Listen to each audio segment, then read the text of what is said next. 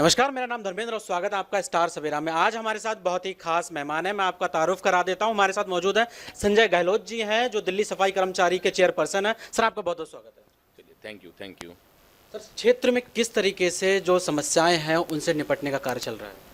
देखिए, जैसा कि नाम से ही दिल्ली सफाई कर्मचारी आयोग, इट मीन्स ये कॉन्स्टिट्यूट जो हुआ है 2006 में, इसमें पर्टिकुलरली हमारे जो एनसीआर से मेरा मतलब है, जो हमारी गवर्नमेंट ऑफ एनसीटी है, दिल्ली सरकार है, उसके अंतर्गत जो यहाँ के रिहायशी लोग हैं, वो चाहे बेशक किसी भी संस्था में काम करने वाले लोग हों, चाहे प्राइवेट सेक्टर में काम करने वाले, गवर्नमेंट जॉब में काम करने वाले हों, इसमें एमसीडी में हो, दिल्ली सरकार में हो, चाहे वो सेंट्रल गवर्नमेंट के कर्मचारी हो, उन सब की जो भी ग्रीवेंसेज होती है, उनमें कहीं ना कहीं डिस्क्रिमिनेशन होता है, या जो अपने अधिकारों से वंचित हैं, उन सबको न्याय दिलाने के लिए इसका निर्माण हुआ है और उसके अनुरूप हम लोग काम करते हैं। अधिकारों की बात करी आपने, वंचितों की बात की। जो कर्मचारी जो हैं वो बहुत ज़्यादा मतलब दुखी हैं, प्रताड़ित हैं, उनको जगह जगह पे उनकी मांगों को नहीं सुना जा रहा, निगलेक्ट किया जा रहा है, उस पर आपका क्या कहना है? देखिए, बिल्कुल सच्चाई है। जो हमारे सफाई कर्मचारी हैं, अगर मैं कॉर्पोरेशन की बात करूं, 3 एमसीडी यहाँ पे लगभग 20-25 साल से जो काम कर रहे हैं हमारे कच्चे कर्मचारी, उनको परमानेंट नहीं किया गया। इसमें कहीं ना कहीं जो पॉलिटिकल विंग बने हुए हैं हमारे, उनका बहुत बड़ा रोल होता है। कहीं ना कहीं उनकी कनाइवेंस से समझ लीजिए इन चीज़ों पे रोकथाम लगा दी जाती है। और जहाँ तक प्राइवेट सेक्टर का बात, उसमें डेली यहाँ मैं कम से कम देखता हूँ 100-200 लोग तो केवल और केवल अपनी इस बात को लेके आते हैं यहाँ पे कि जी मैं नौकरी कर रहा था किसी ठेकेदार के पास में और मुझको हटा दिया। उसमें उनकी कन्वेंस क्या होती है कि किसी को अंगेज कर लिया उन्होंने और सैलरी के नाम पे उनके पैसे काट ले जाते हैं, और साथ साथ उसको जबरदस्ती वहाँ से हटा के किसी दूसरे को पैसे लेके वहाँ पे एंगेज कर लेता है। तो इस तरह की सारी समस्या है, लेकिन हमने सबको सुनते हैं यहाँ पे और सब बारी बारी से अच्छे से निपटान भी किया जाता है। कोविड-19 का समय चल रहा है, इस समय पे दुनिया इस चीज़ से जूझ रही है। देश की राजधानी दिल्ली में जो कर्मचारी हैं वो भी इस चीज़ से बहुत ज़्यादा परेशान हैं। आपके आयोग की तरफ से किस तरीके से उनके सहयोग किया गया है, फिर या किया जा रहा है? देखिए, ये बिल्कुल जग जाहिर वाली बात है कि जो कोविड महामारी है, एक वैश्विक महामारी है। इसका तो जितनी भी हमारी सरकारें हैं, बल्कि जो दूसरे देश हैं, उनकी समझ में आज तक ये नहीं आ पाया कि इसका इलाज कैसे है या इसका खात्मा कैसे किया जाए कोरोना का।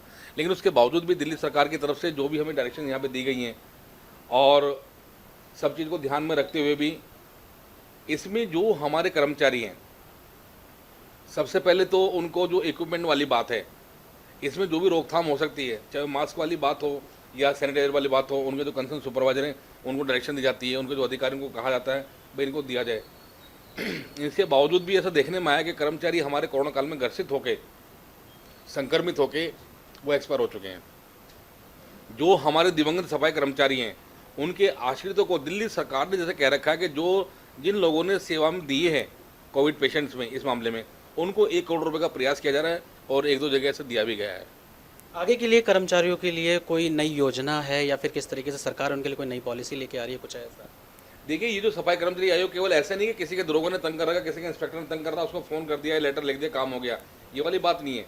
ये जो कॉन्स्टिट्यूशन है, हमने इसको जो एक्ट में पढ़ा है, इसमें जो हमारे कर्मचारी हैं, सफाई कर्मचारी, उनका उत्थान कैसे हो, उनकी डेवलपमेंट कैसे हो, जो हमारे अंडर सफाई कर्मचारी हैं उनको न्याय कैसे मिले, इसके लिए अब हमने योजना बनाई है कि आने वाली जो 2 अक्टूबर होगा, देखिए जिस प्रकार से हमारे देश के प्रधानमंत्री जी हों, मुख्यमंत्री जी हों, कोई भी हो, जो हमारा स्वच्छता अभियान भी चल रहा है, इसमें सर्वेक्षण किया जा रहा है इसमें, तो क्यों ना जो हमारे देश के महान सपूत हुए हैं महात्मा गांधी जी, उनके जन्म दिवस 2 अक्टूबर को हम इस अभियान को शुरू करने वाले हैं। अप्रूवल के लिए फाइल भी भेज रहे हैं हम उसमें।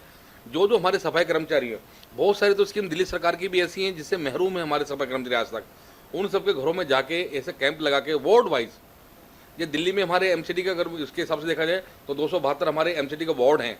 हर वार्ड में सफाई कर्मचारी आयोग की ओर से प्रतिनिधि जाएंगे वहाँ पे, और हम लोग भी वहाँ पे जाएंगे। उसमें सरकार की बहुत सारी योजनाएं हैं, किस प्रकार से हमारे जो सब कर्मचारियों के बच्चे हैं वो पढ़ लिख तो लेते हैं, उनको प्रॉपर गाइडलाइन नहीं मिल पाती, उनको ये नहीं पता हमें बिजनेस सेक्टर में काम करके कितना बड़ा फायदा हो सकता है, या कई सरकारी नौकरी हमें कैसे मिल सकती है, या अपनी जो हमारे पास जो भी योजनाएं उनका आदान प्रदान कैसे हो, ताकि जो स्वच्छता कर्मचारी हमारे कर्मचारी हैं, सफाई कर्मचारी, उनकी डेवलपमेंट कैसे हो पाएगी। तो आने वाली 2 अक्टूबर से हम इस काम को लेकर चलेंगे और घर घर जाने का प्रयास है सफाई कर्मचारी आयोग से, और मुझे लगता है कि ये उचित माध्यम ऐसा रहेगा जहाँ से हमारे जो सफाई कर्मचारी, इनके परिवार के जो बच्चे हैं वो डेवलप कर पाएंगे।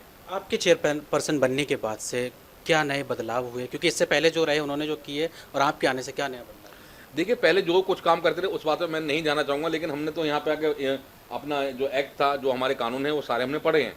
हमें जो देखिए दिल्ली सरकार की ओर से, एलजी साहब की ओर से एक संवैधानिक ताकत हमें जो मिली है, और जितने भी आयोग हैं हमारे, चाहे वो महिला आयोग हो, दूसरे ओबीसी आयोग हो, या जो दूसरे आयोग हैं, उन सबसे अगर कोई शक्तिशाली आयोग है जिसमें हमें देखिए एक सिविल जज जो होता है, एक सिविल जज की हमें पावर मिली हुई है। इसमें हम सम्मान करते हैं अधिकारियों को, जो नहीं सुन पाता है, जो लापरवाही करते हैं। और अब तो जो स्टेटमेंट हम लेते हैं उनसे, जो वायदे करते हैं आयोग में आके, उसको हम प्लेन पेपर पे नहीं लेंगे। अब हम उनको ले रहे हैं कोर्ट के एफिडेविट पे, स्टैम्प पेपर पे। क्योंकि जब ये कोर्ट में जाते हैं तो वहाँ हलफनामा प्लेन पेपर पर थोड़ी देके जाते हैं, वहाँ भी तो कोर्ट के पेपर पर देखे जाते हैं ना। तो जितने भी हमारे अधिकारी एमसीडी के हों, चाहे प्राइवेट सेक्टर के हों, बैंक के अधिकारी हों, कोई भी हो, उन सबको अगर अपनी स्टेटमेंट देनी है अपने बचाव में या सुनने के लिए, तो वो केवल और केवल कोर्ट के पेपर पे ही लेके आएंगे, उनको ही सुना जाएगा, अन्यथा उनको एंटरटेन ही नहीं किया जाएगा। और आयोग की जो भी शक्ति है, उन सबका जो पर्दा शक्ति हमें इस्तेमाल की गई हैं, उन सबका इस्तेमाल करके उनके खिलाफ प्रशासनिक भी और आधिकारिक तौर पे जो भी अधिक से अधिक कार्रवाई होगी वो सब हम करेंगे। आपने सर पावर की बात की, इससे पहले जो चेयरपर्सन रहे उनको बीजेपी की तरफ से ऑफर मिला, उन्होंने स्विच कर लिया। अगर आपको भी आगे चल के कोई पार्टी ऑफर देती है, कोई अच्छा मौका मिलता है, क्या आप भी चेंज करेंगे पार्टी? देखिए, जहाँ तक मेरा मानना है कि इससे बड़ा ऑफर तो कुछ हो ही नहीं सकता। एक सफाई कर्मचारी को माननीय मुख्यमंत्री जी के जब संज्ञान में आया इस बात को लेके कि भाई एक संजय गहलोत नाम का सफाई कर्मचारी है जो डिजर्व करता है इस पद के लिए, जो खुद सफाई कर्मचारी भी है और इनकी समस्याओं से भली भांति वाकिफ भी है, तो उन्होंने एक इतना बड़ा करिश्मा किया। मैं इस चीज़ को इसलिए पूछना चाह रहा हूँ क्योंकि आगामी कुछ दिनों में एमसीडी का चुनाव होने वाला है, इसके रिगार्डिंग कुछ ना कुछ तो ऐसा होने जा रहा होगा। देखिए, अगर मैं एमसीडी में लग भी जाऊँ, वहाँ पर मेयर बन भी जाऊँगा, तो उससे क्या कुछ होने वाला है। मैं यहाँ बैठ के जो कलम की ताकत है ना, इससे भला कर सकता हूँ लोगों का, क्योंकि एक संवैधानिक ताकत है। हम चाहे तो किसी को बुला के यहाँ पे सुन सकते हैं, हियरिंग कर सकते हैं, और एक बार को ऑर्डर भी कर सकते हैं यहाँ पे, जो कुछ जायज़ होगा, जो शक्ति है हमारे। तो इसलिए कोई ऐसी बात नहीं है। ये तो केजरीवाल साहब ने, दिल्ली सरकार के, हम हमारे तमाम जितने भी सफाई मजदूर सुन रहे हैं इस बात को, उनके जो परिवार के लोग भी हैं, सभी पहले धन्यवाद भी दे चुके हैं और बार बार देंगे, क्योंकि उन्होंने इस अहमियत को समझा। और एक सफाई कर्मचारी को, जो सफाई कर्मचारी सर्वोच्च संस्था है दिल्ली के अंदर, सफाई कर्मचारी आयोग, उसका चेयरमैन बना दिया, तो इससे बड़ी तो सौगात हमारे सफाई कर्मचारियों के लिए और खासकर हमारी कम्युनिटी के लिए, दलित समाज के लिए, इससे बड़ी कोई भी सौगात नहीं हो सकती। अब बशर्ते हम इस पर सही तरीके से इम्प्लीमेंट करें और करवाएं अधिकारियों से। बस लोगों को क्या संदेश देना चाहेंगे इस समय पे, कोरोना काल चल रहा है, कैसे इस समय से जूझे? देखिए, अपने जो सफाई कर्मचारी हैं, उनके परिवार के लोग हैं, उनको आश्वस्त करना चाहते हैं, सफाई कर्मचारी आयोग आपके लिए है। आप कभी 24/7 कभी भी आप चेक कर सकते हैं, कभी भी आप आ सकते हैं। यहाँ पे कोई भी समस्या हो, चाहे किसी को पुलिस डिपार्टमेंट से पड़ताल मिल रही हो, किसका डिस्क्रिमिनेशन हो रहा हो, या किसी को नौकरी से हटा दिया हो, ये नौकरी पर लगने वाली बात हो, जो भी कुछ हो सकता है, भरसक प्रयास हम लोग उसके लिए करेंगे। और आने वाले दिनों में एक ऐसा सुदृढ़ हम काम करना चाहते हैं ताकि जो हमारे सफाई कर्मचारी जो बिल्कुल निचले पायदान पे है, वो भी कम से कम इस श्रेणी में आके कह सके कि हाँ, मैं भारत का नागरिक हूँ, बेशक मैं सफाई कर्मचारी हूँ, लेकिन मेरे अधिकार है, मुझे अधिकार मिले हैं, और अपना अच्छा जीवन यापन कर सकें। एक चीज़ और जानना चाहूँगा आपसे, इस लॉकडाउन के समय में कोई ऐसा इंसिडेंट हुआ हो, कोई ऐसी वाकया हुआ हो जिसमें आपके स्तर पे कोई मदद की गई हो लोगों की? क्योंकि सभी लोग एक तरीके से परेशान थे। प्रवासी मजदूरों का मुद्दा ले लें, जिस तरीके से लोग दिल्ली से पलायन कर रहे थे, कोई ऐसा इंसिडेंट हुआ जो आप शेयर करना चाहेंगे? There are so many incident. अब उसको मैं अपने मुंह से बताऊं तो कुछ ज़्यादा नहीं, क्योंकि हम तो रोजाना कोशिश करते हैं कि एक बियॉन्ड द प्रॉपर लिमिट कह लीजिए जिसको, या आउट ऑफ द वे। मैं संवैधानिक पद पे हूँ यहाँ पे, मैं चाहूँ तो अपनी स्टेटमेंट हमारी तो कोई मतलब नहीं दे सकते थे, लेकिन फिर भी कोशिश करते हैं कि घर घर हम लोगों को पहुँचाते हैं इस बात को। अब देखिए, कोरोना काल चल रहा था, उसमें तो बहुत सारे हमारे कर्मचारी ऐसे संक्रमित हो गए, उनको हॉस्पिटल में एडमिशन नहीं मिल रहा था। हमने रातों में जाके, हमारे जो कार्यकर्ता काम करने वाले साथ में लोग काम करते, कुछ संगठन के साथ में काम करते हैं, उन सबका बहुत बहुत धन्यवाद करते हैं। उन्होंने रात भी नहीं देखी ना दिन देखा, उनके परिवार वालों को लेके अस्पतालों में गए, वहाँ पे उनको एडमिट कराया वहाँ से।